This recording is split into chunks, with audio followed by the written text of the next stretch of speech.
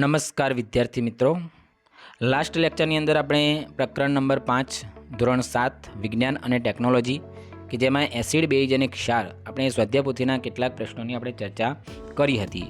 આજે આપણે આગળના કેટલાક પ્રશ્નોની ચર્ચા કરીશું। તો ચાલો શરૂ કરીએ। પ્રકરણ નંબર 5 એસિડ, બેઝ અને ક્ષાર। તો લાસ્ટ લેક્ચરની અંદર આપણે પ્રશ્ન નંબર 4 સુધી આપણે માહિતી મેળવી હતી। આજે આપણે પ્રશ્ન નંબર 5 વિશે માહિતી મેળવીશું। તો ચાલો જોઈએ પ્રશ્ન નંબર 5 કે નીચેના પ્રશ્નોના એક વાક્યમાં ઉત્તર લખો। હવે આપણે એક વાક્યની અંદર ઉત્તર લખવાનો છે। એમાં પહેલો પ્રશ્ન છે કે બેઝ સ્વાદે અને સ્પર્શે કેવા હોય છે? તો એનો સાચો જવાબ જોઈએ આપણે કે બેઝ સ્વાદે તુરા અને સ્પર્શે ચીકણા હોય છે। બરાબર, ખાસ આપણે યાદ રાખીશું। બીજો પ્રશ્ન જોઈએ કે સૂચકો એટલે શું?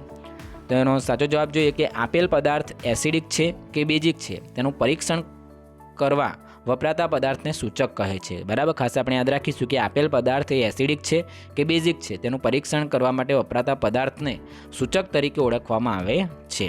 ત્રીજો પ્રશ્ન જોઈએ કે કુદરતી રીતે મળતા સૂચકોના 3 નામ આપો। બરાબર, કે કુદરતી રીતે મળતા સૂચકના 3 નામ આપો। તેનો જવાબ આપણે જોઈએ તો કુદરતી રીતે મળતા સૂચકો એમાં એક હળદર છે, લિટમસ અને જાસૂદના પણની પાંદડીઓ। બરાબર, તો આ કુદરતી રીતે મળતા સૂચક છે।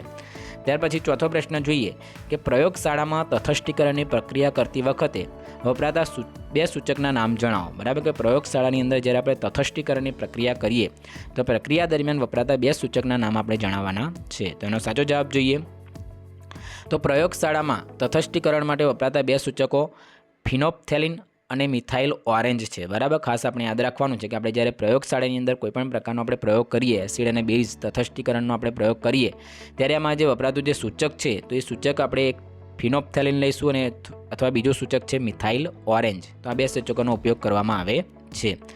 પાંચમો પ્રશ્ન જોઈએ કે લિટમસ શામાંથી મળે છે? તેનો સાચો જવાબ જોઈએ કે લિટમસ લાઇકેન નામની વનસ્પતિમાંથી બનાવવામાં આવે છે। બરાબર, કે લિટમસ એ લાઇકેન નામની વનસ્પતિના નિષ્કર્ષણથી બને છે। પ્રશ્ન નંબર 6 જોઈએ કે ધોવાના સોડાની લિટમસ પત્ર પરની અસર જણાવો। તો સાચો જવાબ જોઈએ કે ધોવાના સોડા લાલ લિટમસને ભૂરું બનાવે છે પરંતુ ભૂરા લિટમસ પત્ર પર અસર કરતું નથી। બરાબર, આપણે ખબર છે કે જે ધોવાનો સોડા છે એ બેઝ પદાર્થ છે। બરાબર, એટલા માટે લાલ લિટમસ પત્રને ભૂરું બનાવશે પરંતુ ભૂરા લિટમસ પત્ર પર કોઈ જ એની અસર જોવા મળશે નહીં। ત્યારબાદ પ્રશ્ન નંબર 7 જોઈએ કે કપડા પર પડેલ હળદરના દાગ પર સાબુ લગાડતા શું થાય છે? બરાબર, હવે આપણા કપડા પર જો હળદરના દાગ પડ્યા હોય અને એના પર જો સાબુ લગાડવામાં આવે તો શું થશે? તો એનો સાચો જવાબ જોઈએ આપણે તો કપડા પર પડેલ હળદરના દાગ પર સાબુ લગાડતા તે લાલ રંગનો બને છે। બરાબર, હવે એના પર જ્યારે સાબુ લાગે તો એ દાગ કેવો બનશે? તો લાલ રંગનો બનશે। પ્રશ્ન નંબર 8 જોઈએ કે વોશિંગ સોડા એટલે કે ધોવાના સોડાનું રાસાયણિક નામ જણાવો। બરાબર, હવે વોશિંગ સોડાનું આપણે રાસાયણિક નામ જણાવવાનું છે। તેનો સાચો જવાબ જોઈએ તો વોશિંગ સોડાનું રાસાયણિક નામ છે સોડિયમ કાર્બોનેટ। બરાબર, ખાસ આપણે યાદ રાખીશું। ત્યારબાદ પ્રશ્ન નંબર 9 જોઈએ કે મીઠાનું રાસાયણિક નામ જણાવો। તો મીઠાનું રાસાયણિક નામ થશે સોડિયમ ક્લોરાઇડ। બરાબર, તો મીઠાનું રાસાયણિક નામ સોડિયમ ક્લોરાઇડ છે।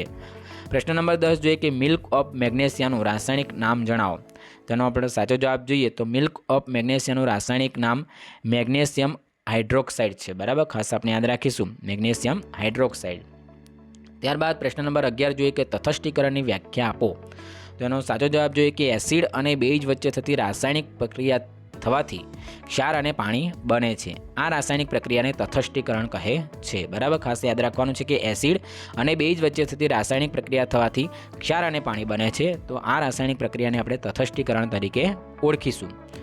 ત્યારબાદ પ્રશ્ન નંબર 12 જોઈએ કે એસિડ અને બેઝ વચ્ચે તટસ્થીકરણની પ્રક્રિયા થવાથી કયા પદાર્થો ઉત્પન્ન થાય છે? બરાબર, કે એસિડ અને બેઝ વચ્ચે તટસ્થીકરણની પ્રક્રિયા થવાથી કયા પદાર્થો ઉત્પન્ન થાય છે? તેનો સાચો જવાબ જોઈએ તો એસિડ અને બેઝ વચ્ચે તટસ્થીકરણની પ્રક્રિયા થવાથી ક્ષાર અને પાણી ઉત્પન્ન થાય છે। ખાસ આપણે યાદ રાખવાનું છે કે ક્ષાર અને પાણી ઉત્પન્ન થશે। બરાબર, ત્યારબાદ પ્રશ્ન નંબર હવે આપણે 6 જોઈએ। પ્રશ્ન નંબર 6ની અંદર આપણને ટોટલ પ્રશ્નો આપ્યા છે। ટોટલ પ્રશ્ન આપ્યા છે આપણને 12। બરાબર, ટોટલ 12 પ્રશ્ન આપ્યા છે પરંતુ આપણે પ્રશ્ન નંબર 6 આપણે નેક્સ્ટ વિડીયોની અંદર માહિતી મેળવીશું। આજે આપણે પ્રશ્ન નંબર 5 વિશે માહિતી મેળવી। બરાબર, જો વિદ્યાર્થી મિત્રો આપણો વિડીયો ગમે તો વિડીયોને લાઇક, સબસ્ક્રાઇબ અને શેર કરવાનું ભૂલતા નહીં। તેમજ આવા નવા વિડીયો મેળવવા માટે આપણી YouTube channel teach to solve official ને આજે જ સબસ્ક્રાઇબ કરવા માટે વિનંતી। Thank you.